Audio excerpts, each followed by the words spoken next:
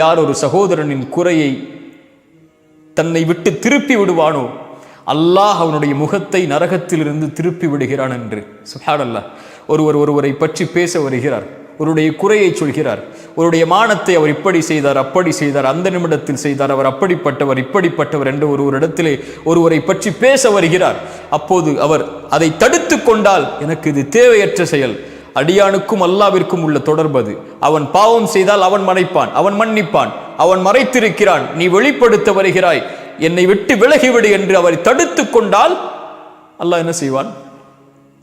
என்ன செய்வான்? அல்லாஹ் நரகத்திலிருந்து இவருடைய முகத்தை அல்லாஹ் தடுத்துக் கொள்வான் என்று அல்லாஹுடைய தூதர் ஸல்லல்லாஹு அலைஹி வஸல்லம் சொன்னார்கள். நீளமான விவரிக்கக்கூடிய நிகழ்வுகள் அதெல்லாம். ஆனால் அல்லாஹ் ரப்புல் ஆலமீன் ஒருவரை நேசிக்கிறான். அவர் யார்? பிறர் செய்யக்கூடிய பாவங்களை மறைக்கக்கூடியவரை. அல்லாஹ் மறைத்திருக்கிறான், நானும் மறைக்கிறேன். நான் என் மானம் வெளிப்படுவதை விரும்ப மாட்டேன்.